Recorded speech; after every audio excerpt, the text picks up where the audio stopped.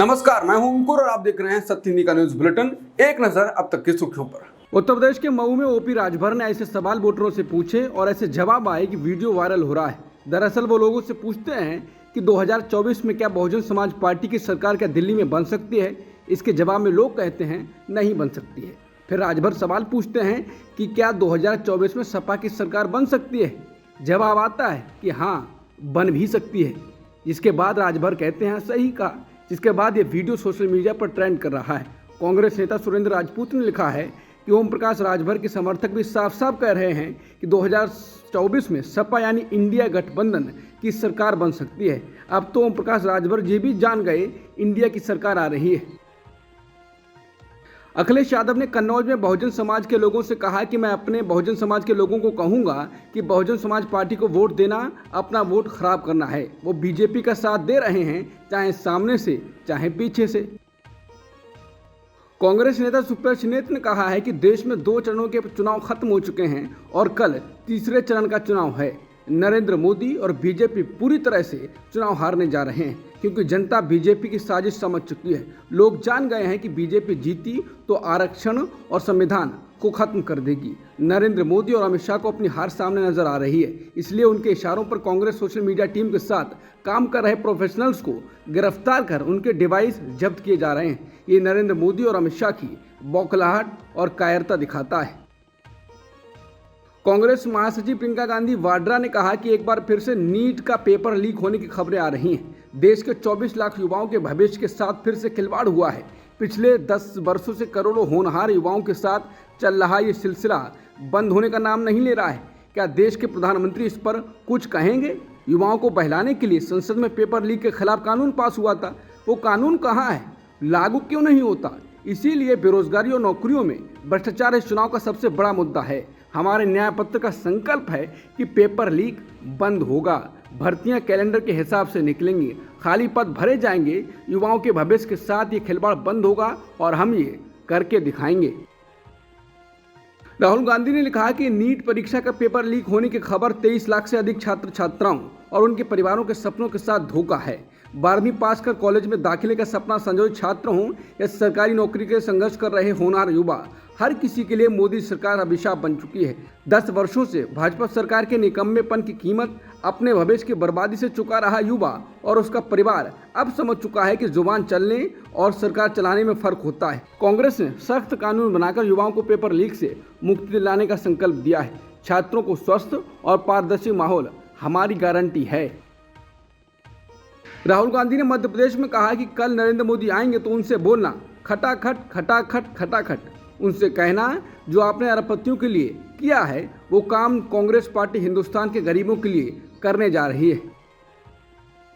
राम मंदिर फैसले को लेकर पूर्व कांग्रेस नेता आचार्य प्रमोद कृष्णम ने राहुल गांधी पर बड़ा आरोप लगाया है।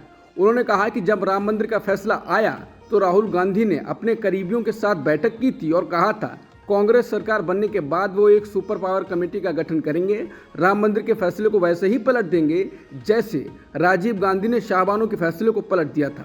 हालांकि आचार्य प्रमोद कृष्णम जब कांग्रेस में थे तब भी कांग्रेस पर हमलावर रहते थे और निकलने के बाद तो अब कहना ही क्या है। यूपी में फतेहपुर सीकरी लोकसभा सीट पर कल 7 मई को मतदान होगा, लेकिन भाजपा ने फतेहपुर सीकरी विधायक बाबूलाल चौधरी को उससे ठीक पहले कारण बताओ नोटिस जारी किया है क्योंकि चौधरी का बेटा फतेहपुर सीकरी लोकसभा क्षेत्र से निर्दलीय प्रत्याशी के तौर पर चुनाव मैदान में उतरा है। इस सीट पर भाजपा प्रत्याशी राजकुमार चाहर हैं। चाहर ने 2019 में ये सीट जीती थी। पीटीआई के मुताबिक भाजपा ने बाबूलाल चौधरी के अनुशासनात्मक कार्रवाई की चेतावनी दी है। बीजेपी नेता और केंद्रीय गृह मंत्री अमित शाह ने पश्चिम बंगाल के पूर्व वर्धमान में एक चुनावी सभा को संबोधित करते हुए ममता बनर्जी पर निशाना साधा। उन्होंने कहा कि राज्य के मुख्यमंत्री ममता बनर्जी वोट बैंक के डर की वजह से अयोध्या में हुए रामलला की प्राण प्रतिष्ठा कार्यक्रम में शामिल नहीं हुई। अमित शाह ने कहा कि भाइयों बहनों, जब प्राण प्रतिष्ठा हुई ममता दी को निमंत्रण भेजा गया, भतीजे को भी भेजा गया था, परंतु वो लोग नहीं गए। आपको मालूम है वो क्यों नहीं गए? मालूम है दुर्गापुर वालों, मैं बताता हूँ कि वो अपने वोट बैंक से डरते हैं। उनकी वोट बैंक कौन सी है आपको मालूम है ना? ये घुसपैठ करके जो आए हैं ना, वो उनकी वोट बैंक है। इससे ममता दीदी डरती हैं। उन्होंने कहा कि वोट बैंक के डर से इन्होंने राम का बहिष्कार किया। सोमवार को ईडी ने झारखंड में एक बार फिर बड़ी कार्रवाई की। इस बार ईडी ने झारखंड सरकार में ग्रामीण विकास मंत्री आलमगीर आलम के निजी सचिव के नौकर के यहां छापेमारी कर करोड़ों रुपए कैश बरामद किए। ईडी ने राजधानी रांची में कुल 9 ठिकाने पर छापेमारी की है। मीडिया रिपोर्ट्स के मुताबिक इसमें मंत्री आलमगीर आलम के निजी सचिव संजीव लाल, उनके नौकर जहांगीर, संजीव लाल के नजदीक माने जाने वाले मुन्ना सिंह, पथ निर्माण विभाग के इंजीनियर विकास कुमार का घर शामिल है। झारखंड के मंत्री आलमगीर आलम के पीएस के नौकर के घर मिले नोटों के ढेर पर अब राजनीति तेज हो गई है। पीएम मोदी भी इस मुद्दे को उठाने में पीछे नहीं रहे। उन्होंने ओडिशा के नवरंगपुर में एक रैली के दौरान कहा कि मैं रुपया 1 भेजूंगा तो वो भी खाने नहीं दूंगा, जो खाएगा वो जेल जाकर खाना खाएगा, जेल की रोटी चबाएगा। पीएम ने कहा कि आज घर जाओगे तो टीवी पर देखना, आज यहाँ पड़ोस में नोटों के पहाड़ पाए जा रहे हैं। उत्तर प्रदेश की अमेठी और रायबरेली सीट के लिए कांग्रेस पार्टी ने पर्यवेक्षक नियुक्त किए हैं। छत्तीसगढ़ के पूर्व सीएम भूपेश बघेल को रायबरेली सीट का पर्यवेक्षक बनाया गया है, जबकि राजस्थान के पूर्व सीएम अशोक गहलोत को अमेठी सीट पर पर्यवेक्षक नियुक्त किया गया है। रायबरेली लोकसभा सीट से कांग्रेस के पूर्व अध्यक्ष राहुल गांधी चुनाव लड़ रहे हैं। अमेठी से कांग्रेस ने गांधी परिवार के नजदीकी किशोरी लाल शर्मा को उम्मीदवार बनाया है। अमेठी में कांग्रेस कार्यालय के बाहर खड़ी गाड़ियों को तोड़ने के बाद कांग्रेस ने बीजेपी पर निशाना साधा है। कांग्रेस ने कहा कि यूपी के अमेठी में स्मृति ईरानी और बीजेपी के कार्यकर्ता बुरी तरह डरे हुए हैं। सामने दिख रही हार से बौखलाए बीजेपी के गुंडे लाठी डंडों से लैस होकर अमेठी में कांग्रेस कार्यालय के बाहर पहुंचे और वहां खड़ी गाड़ियों में तोड़फोड़ की। कांग्रेस के कार्यकर्ताओं और अमेठी के लोगों पर भी जानलेवा हमला किया गया है। इस हमले में कई लोग बुरी तरह घायल हैं। घटना के दौरान स्थानीय लोगों की गाड़ियों को भी नुकसान पहुंचाया गया।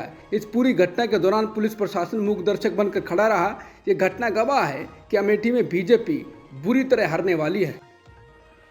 कांग्रेस नेता और पंजाब के पूर्व मुख्यमंत्री चरणजीत सिंह चन्नी ने जम्मू कश्मीर के पुंछ में हुए हमले पर एक बयान दिया है जो विवाद में फंस गया है। उन्होंने आरोप लगा दिया कि पुंछ अटैक भारतीय जनता पार्टी को जितवाने के लिए करवाया गया है। चन्नी का कहना है कि हमला नहीं बल्कि स्टंटबाजी है। अब उनके इस बयान पर बीजेपी भड़क गई है।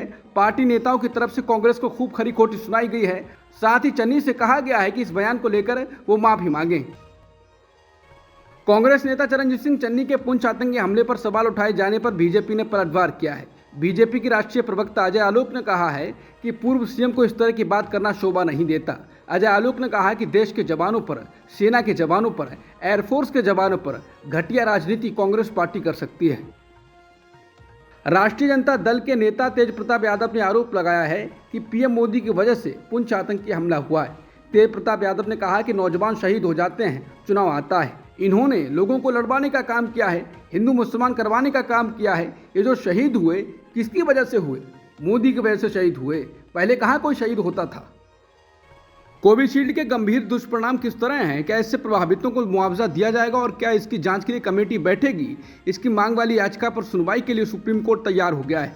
बता दें, एस्ट्राजेनेका की वैक्सीन के फॉर्मूले में गंभीर दुष्प्रभाव की बात ब्रिटेन में कबूली गई है। इसके बाद भारत में कोविशील्ड वैक्सीन को लेकर गंभीर चिंताएं उठने लगी हैं। इसी को लेकर सुप्रीम कोर्ट में याचिका दायर की गई है। याचिका में ऐसे उदाहरणों का दावा किया गया है जहां टीका लेने वाले भी विकलांग हो गए और सरकार से उनके लिए भी मुआवजा देने का निर्देश देने की मांग की गई है। इस याचिका का सुप्रीम कोर्ट ने संज्ञान लिया है। हालांकि सुनवाई की तारीख तय नहीं की गई है, लेकिन सीजेआई दीवा चंद्रचूड़ ने इस मुद्दे को स्वीकारा है। झारखंड के पूर्व मुख्यमंत्री हेमंत सोरेन ने अब सुप्रीम कोर्ट का दरवाजा खटखटाया है। दरअसल हाल ही में सोरेन ने अपनी गिरफ्तारी को चुनौती देने वाली एक याचिका हाईकोर्ट में दाखिल की थी, जिसे अदालत ने खारिज कर दिया था। इसी के खिलाफ सोमवार को पूर्व सीएम ने सुप्रीम कोर्ट का रुख अपनाया है। सुप्रीम कोर्ट उत्तराखंड के जंगल की आग पर याचिकाओं पर सुनवाई के लिए सहमत हो गया है। सुप्रीम कोर्ट 8 मई को इस पर तत्काल सुनवाई करने पर सहमत हुआ है। याचिकाकर्ताओं ने कहा कि 90% आग मैनमेड थी। बीते दिनों हासन से जेडीएस के सांसद प्रज्वल रेवन्ना के कई महिलाओं के कथित यौन उत्पीड़न करने का वीडियो सामने आया और यह वीडियो पूरे कर्नाटक में फैल गया। इससे कई महिलाओं की पहचान भी उजागर हुई है। इस मामले के सामने आने के बाद रेवन्ना को पार्टी से निकाल दिया गया और एसआईटी की जांच सौंप दी गई। अब अंग्रेजी अखबार इंडियन एक्सप्रेस ने रिपोर्ट किया है कि जिन महिलाओं की पहचान सामने आई है उनके लिए अपने ही कस्बों गांव में रहना मुश्किल हो गया। उन्हें परिवार के साथ घर छोड़ना पड़ा। रिपोर्ट के अनुसार हासन से जेडीएस के सांसद प्रज्वल रेवन्ना के कथित यौन उत्पीड़न की शिकार कई महिलाओं की वीडियो क्लिप फैलने के बाद उन्होंने पिछले 10 दिनों में अपने घर छोड़ दिया है। ये महिलाएं हासन जिले की रहने वाली हैं। अब तक की सुर्खियों में इतना ही। बाकी खबरों के लिए बने रहिए सत्यहिंदी.com के साथ।